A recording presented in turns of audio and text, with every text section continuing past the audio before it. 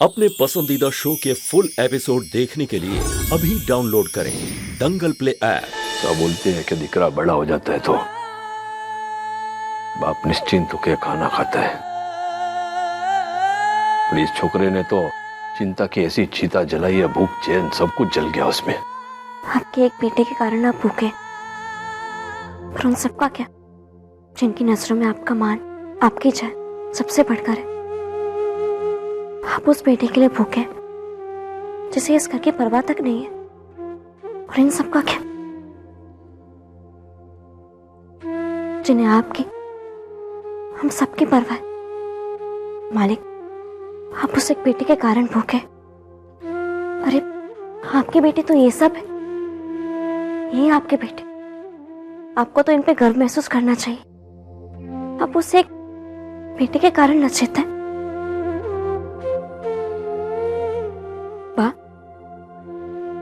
ये देखिए, ये है धर्मपुर के मालिक, इस घर के मुखिया। ये कर्तव्य है इनका, किसी एक के किए का डर इन सबको देंगे। इनकी कोई गलती नहीं है ना इसमें। इनकी गलती बस ये है कि ये अपने दादू से बहुत प्यार करते हैं। जब तक आप कुछ नहीं खाएंगे, ये सब भी कुछ नहीं खाएंगे। अरे समझी क्यों? अबे तू भी मुझे लज्जित कर रही है। ये चंपा, चल जम्मानु लगाड़। एक काम ठीक से नहीं कर सकता ये विशाल। आपने फोटोज तो ऐसे लेके आया था जैसे सब कुछ जला के राख कर देगा, लेकिन कुछ नहीं कर पाया। मुझे लगा था भैयावंशी परिवार में झगड़ा होगा, तूफान आएगा, लेकिन ऐसा कुछ नहीं हुआ। नानू के एक थप्पड़ ने उसकी अकल ठिकाने पे लगा दी, और इनको देख के लग रहा है कि अब सब कुछ ठीक हो जाएगा।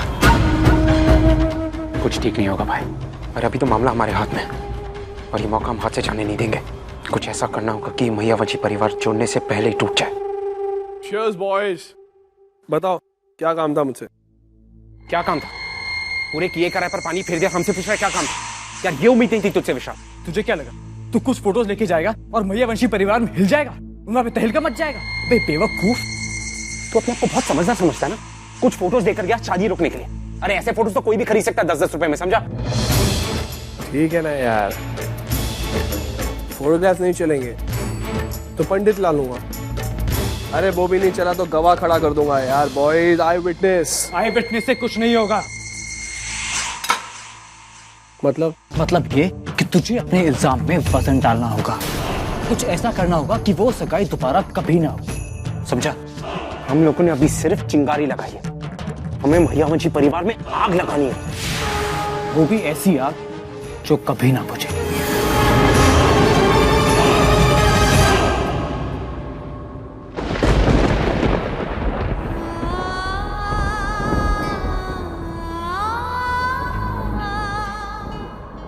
भगवान, मैं तो बचपन से ही अनाथ रही हूँ। यहाँ आकर मैंने जाना कि प्यार क्या होता है, परिवार क्या होता है, रिश्ते क्या होते हैं, और ये सारे इंसाफ गलत ही सही, पर मेरे परिवार को इनकी वजह से दुख पहुंचा है।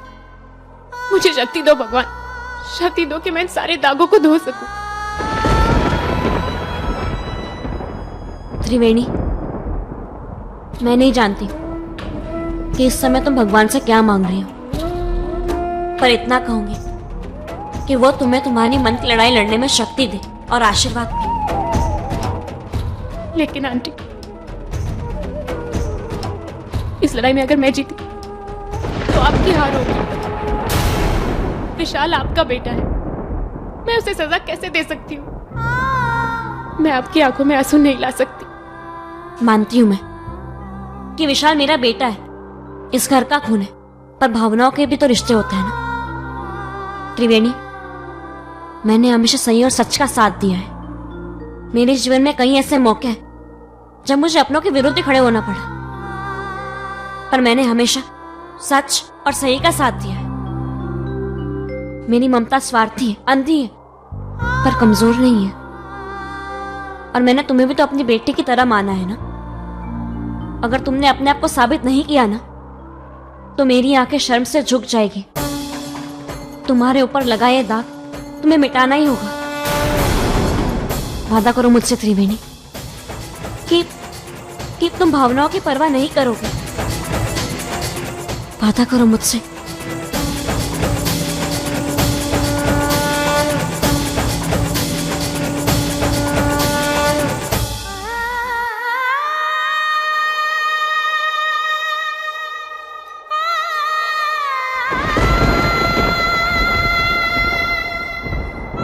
ये देखिए हमारी शादी की फोटो। त्रिवेणी अपने मांग में ऋषभ के नाम का सिंदूर तब भरेगी जब त्रिवेणी के माथे से कलंक का ये टीका हट जाएगा। आप सही कह रही हैं संतवन, मुझे ये लड़ाई लड़नी होगी और जीतनी भी होगी।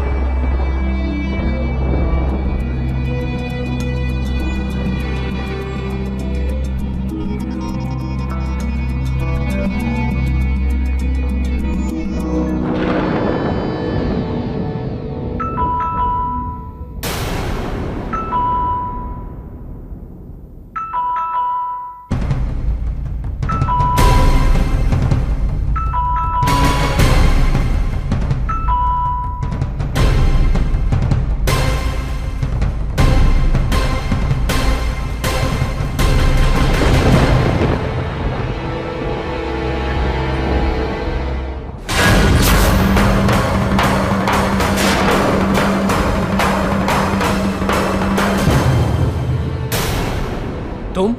हाँ, मैं। देखो विशाल, देखो इन फोटोग्राफ्स को। ये यमुना, ये देखो, ये दामिनी। इन सारी लड़कियों के साथ बिल्कुल वैसे ही फोटोग्राफ थे जैसे तुमने मेरे साथ खिंचाई थी। क्या कहा था? मेरी तुम्हारे साथ शादी हो चुकी है। तुमने आज आकर मेरी सगाई रोक दी और 2 दिन बाद तुम नहीं रोक पाओगे। मैं एक फोटोग्राफर हूँ विशाल। मेरे साथ ऐसी घटिया हरकत करने से पहले तुम्हें सोचना चाहिए था। मेरी और मैयावंशी परिवार की मानहानि का दावा लगेगा तुम पर। Shut up! अभी कुछ बोला ना तो देख। तुम्हारे जैसे कमीने को तो पूरी उम्र जेल में सड़ना चाहिए। रुक! मुझे जेल में सड़ाएगी? हाँ? तुझे मैंने चुप रहने को कहा ना, लेकिन तू चुप नहीं रही। उसने परिवार को तोड़ना शुरू किया और फिर जब सच्चाई सामने आई, ये कभी धर्मराज की पत्नी थी ही नहीं। तब इनके पास भागने के अलावा और कोई चारा नहीं बचा।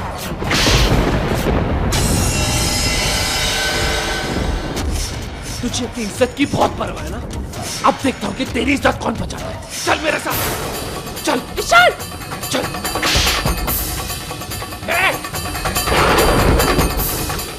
तूने मुझे मारा, उस दिन तूने मेरे पर हाथ उठाया, मैं तुझे कुछ नहीं कहा। लेकिन आज जो तूने मुझे थप्पड़ मारा है उसका बदला मैं तुझसे लेकर आऊंगा।